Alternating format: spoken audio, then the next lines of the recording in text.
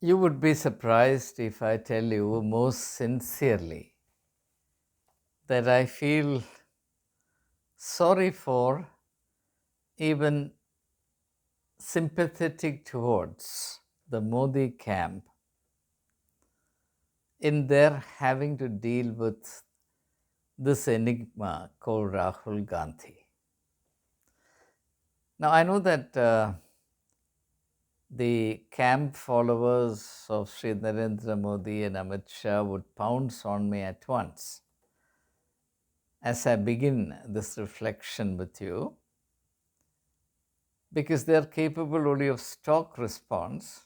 To them, if I don't begin by singing Modi's praise, I am an anti Modi person, I am an anti national person, I am a Rahul sycophant, I am a disgusting creature. That's how they are trained. That is their assignment, and they are true to their assignment, and to that extent, I respect them. They are doing a good job. Well done. But they could be far off from the truth, but then truth doesn't concern them. Therefore, there is no point in telling them that they could perhaps be quite off the track. So I leave them to their own entertainment and their own devices, their own conclusions, their own fulfillment. My concern is only to think with you and to share with you something that perhaps you will find from no other social media site or mainline electronic media channel or print uh, newspapers. Because reflections of this kind are now quite unfashionable, though I dare say such reflections, as you will see very soon, are closer to the truth than all these many heated discussions which abound in our times. Now, we are conditioned and even compelled to think that we have to belong to one or the other camp. Either we are of the Rahul camp or we are of the Modi camp. So, if you are of the Modi camp, you have to think of Rahul Gandhi in this particular manner. If you are of the Rahul camp, you have to think of Modi and Amit Shah in this particular manner. You're not free to think of the total reality within which these two centers of influence are comprehended in any other manner. I have to say that this polarized view of things is simply unacceptable to me because it is never the truth. Being compelled to identify oneself body and soul with one particular camp is a recipe for intellectual disaster. And I see no reason why I should embrace it, especially given that I have no political interest, leave alone political ambition. Now, let's try and understand this. This could be very, very interesting, very fascinating. And it certainly is very fascinating for me, otherwise, I wouldn't have claimed your time. Now, I am increasingly convinced that the Modi camp has a real problem with Rahul Gandhi. That the anger and the disgust, the indignation and the contempt that they feel towards this young man is, from their point of view, justified. Uh, there is a tendency or temptation to think that it is all acted up because it's a political necessity. They're under obligation to pillory or caricature or ridicule or calumny Rahul Gandhi, because that's the only way they can distance him from the affections of the people, because affections are dangerous. They could turn into votes when elections take place. So he has to be plucked away from the heart of the people, and the only thing you can do, therefore, is to degrade him. But I think the situation is a little more complex than that.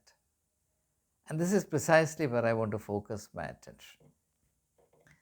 You think of a young man. Forget about Rahul Gandhi. Let's not use that name because the very name raises hackles as far as the Modi camp is concerned. Let's use some other name. Let's use the name Sri Ramakrishnan. Ramakrishnan. So let's use the name Ramakrishnan. Ramakrishnan is 53 years old. He was born in a very distinguished family, a family that can boast of a long record of very devoted and distinguished service to the country. He could have lived very comfortably in affluent circumstances, pursuing his hobbies or interests or tastes or what have you, without having to be bothered about the thorny issues of other people. Or even if he wanted a seat of power, he would have chosen a path that is cut out for it. Instead, what does he do? He comes into politics, but he's not like any stereotypical politician that you know, especially he doesn't seem to have any attachment to the kursi, the chair. He doesn't want any position of power and importance. And it's hard persuading him to become even the president of his party. And he doesn't conform to any of the political styles, functions, and formulae that you have. And while a man who has come from a very humble background, having attained a position of distinction, conducts himself like a super aristocrat in every respect, leads a very impressive lifestyle and goes about, leaving a big impact on everyone. Here is a young man in politics, or Ramakrishnan, who is simply unaware of any need to do anything of the sort. He doesn't care two hoots for what people think of him. People ridicule him, people caricature him. He doesn't bother to defend himself. It's as if he has never heard these things being said about him, even if it's thrown on his face. What kind of a fellow is this? And then to make matters worse, unlike all the VVIPs and those who revel in the VVIP culture, and the heart of the VVIP culture being maintaining the maximum distance from ordinary people, certainly from the poor and the lowly, here is our young political leader Ramakrishnan, who is all the time, by preference, seen to be with poor people, elderly people, people who do not look very nice, beautiful, or even hygienic. He runs on the street, he plays with children, he hugs little girls, he has time for everyone. This is quite a strange thing.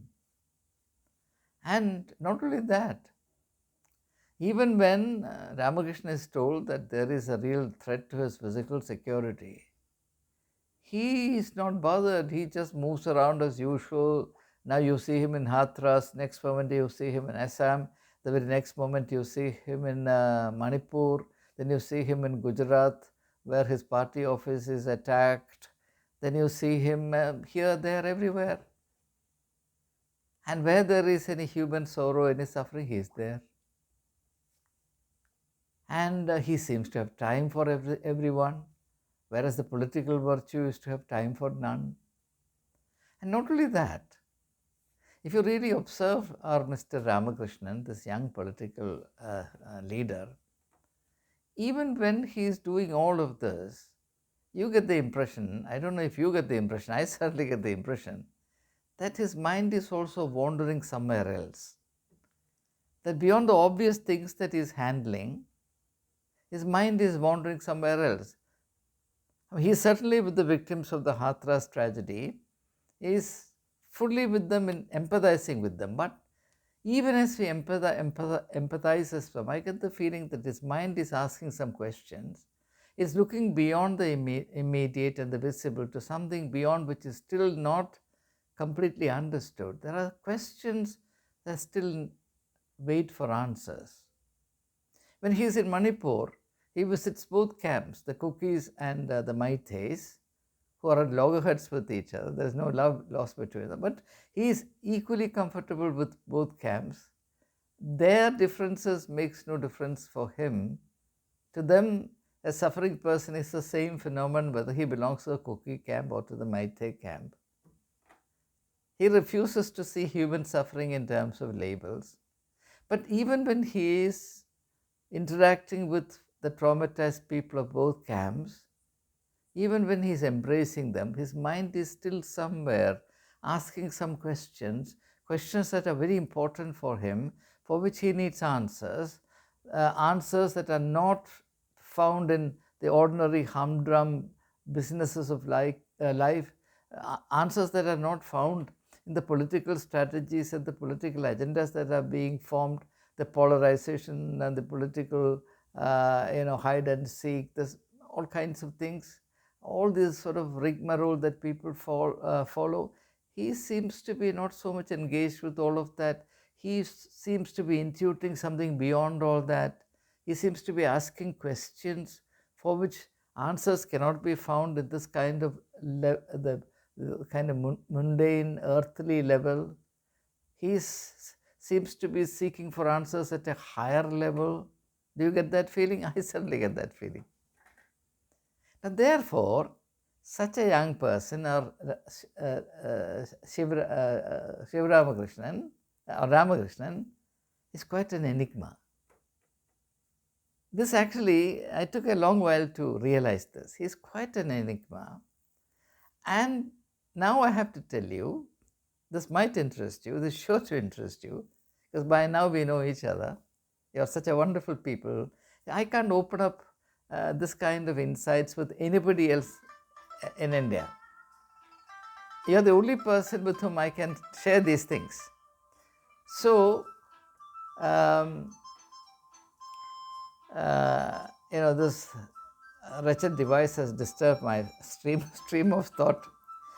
So, when people come across such individuals who are very rare to come across, people who strike them as riddles and enigmas, what are they to do? It's not easy. It is not easy to. It is not easy to deal with such characters. It is not easy to deal with such characters. They're quite a headache. So now a little bit of psychology kicks in.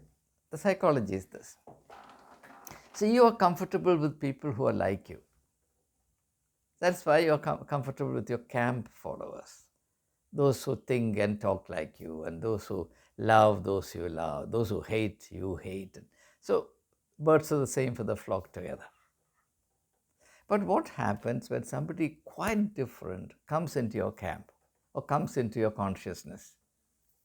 Only two ways. One, you try to convert them to your point of view and make him behave exactly the way you behave, or you try to destroy him, malign him, ridicule him, ground him down to the dust. It becomes a psychological necessity. It's not easy to live with the uniqueness of a person who impinges on you. If Rahul Gandhi were to go to a distant mountain top and stay there with his uniqueness, with this kind of riddle-like, sphinx-like dimension about him, which these people cannot really decode, then there's no problem. Or let him go into a deep forest, make for himself a parnashala, that is a hut with leaves. It's beautiful, no? Live there and have his romantic dreams, ask questions that he wants to raise, etc. No problem. But such a man being right under their nose is quite an irritation. It's really a headache. So now, rather than find fault with the people who are 24/7 maligning him, ridiculing him, who lose no opportunities to call him a bal buddhi, a dull-headed person, nitwit, a mentally retarded person, when the whole world knows that the people who call him Bal Buddhi are not a patch on him. It's now clearly established. Actually, these people cannot make out what they have to deal with. They cannot really figure out This young man they have to deal with, but they don't know how to because they don't understand him. They can't understand him. He's not like anybody they are used to. So try and stick this label Bal Buddhi, a mentally retarded person. Then you don't have to understand him. After all, why waste your time on a stupid fellow? But then if he's that stupid, why don't you just ignore him, forget about him? No, we'll keep on attacking him. That is what I don't understand. Either you say that he is Bal Buddhi, a stupid fellow, and you ignore him completely. Or you say that no, he is not Bal Buddhi, there is something about him, but we can't figure out what it is. We don't have the buddhi enough to make out what this Bal Buddhi is, and therefore we are very upset. How do you solve a problem like Maria? That kind of thing. We don't know how to deal with this fellow. That could very well be. And if my present reading is right, we are in for a very interesting time. And I, for one, would be very keenly looking forward to find out how all this is going to pan out in the days ahead. And particularly now, after Rahul Gandhi has very reluctantly accepted the responsibility of being the leader of the opposition, which I apprehended at some point in time that he would not. Because going by his track record so far, he is not the type who would say yes to a responsibility or a position like that, because he doesn't need a position, he doesn't need a title. Others might, but he doesn't. Now see, one very interesting thing. See how in a quick span of time, in a very limited period of time, in a matter of a couple of months, without any of the paraphernalia that goes with image making and all the rest of it, projecting one's image nationwide, etc., this young man has become the center of the nation's attraction.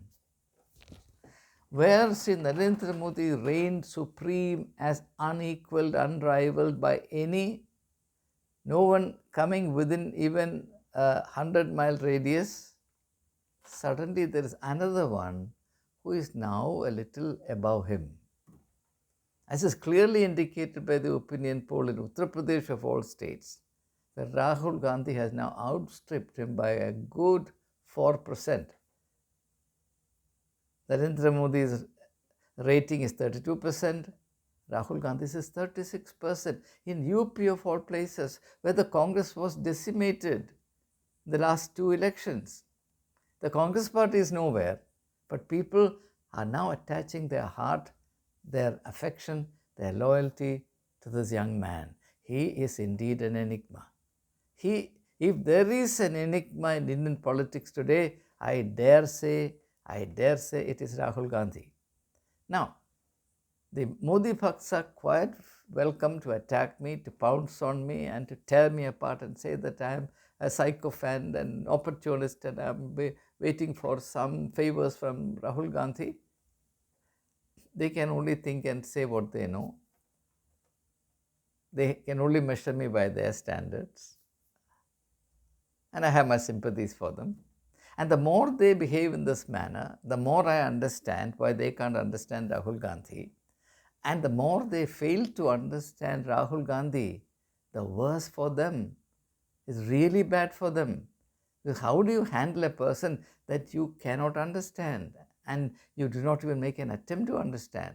So long as you're harboring prejudices and biases against a person, so long as you see a person only in terms of the labels that you yourself have arbitrarily stuck on him, labels that have nothing to do with him, labels that seem desirable because they are convenient to you and therefore are completely bereft of the truth, you're actually doing a great disservice to yourself. I say this only as a third-party observer, as a one-time teacher who still takes his vocation to teach very seriously. If any student of mine belongs to this kind of a mental outlook, this kind of a practice, I would feel so sorry for him. I would consider him to be nowhere near the mark. He wouldn't even get 1 mark out of 10 for his intellectual capacity or his wisdom or his politic savvy nature, or what have you. So yes, I think all of us must now realize that Sri Rahul Gandhi is an enigma to his political adversaries, and all the more so because you can't pin him down to any particular political formula. Now, for example, is Rahul Gandhi acting according to somebody else's advice?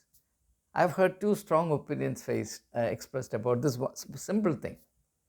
One part of the Modi camp says that he's merely a puppet and the strings are pulled by somebody behind the scene. There's another camp says that no, he cannot keep the coalition therma together. He will not listen to anyone. He is his own man. He acts according to his own understanding, and he follows his own path. Two completely different ideas about the man, which shows that he's not understood. Either he is wire pulled by a ventriloquist somewhere else, in which case he has no thinking power, he is a bal buddhi or whatever, a mere puppet, or he is a man of his own thinking who understands what he is doing, he is clear minded, but he is different from all this kind of stereotypical political rigmarole, and therefore he has this effect of confusing, befuddling, bamboozling his political adversaries, who do not know quite how to label him, how to pigeonhole him, how to sort of fix and formulate him. Now, this is a very, very interesting scenario. I don't know if anyone else has shared this similar thoughts with you. Maybe, I'm not aware of it, but this thought has occurred to me only quite recently, which means that I'm still in the process of understanding this young man. But the more I understand him, the more fascinated I become. That's also the reason why I cannot withhold these reflections from you. And I share them generously with you, knowing fully well that I will surely incur the red hot wrath of the Modi camp. If not in Narendra Modi, I don't think he will stoop to that level. The Modi bugs are far worse than the person they try to project as God or demigod or whatever. Anyway, I share these thoughts with you for what they are worth. My only request is, please don't accept anything that I say as the final truth. There is nothing final about what I have ever said or I will ever say. I'm only sharing with you the thought processes that goes on in my mind all the time. And I'm very grateful to God. I'm very grateful to the Almighty that these thought processes are endless in my mind. And to that extent, I feel humbled and I feel rich within myself. And I have that eagerness to impart something of that richness to all of you, hoping that this would make some sense. Thank you very much. And I cherish your keen and eager attention and the very valuable, profound, often responses I get from all of you. So now it's 9:30 in the night, therefore I say good night and see you soon. Bye.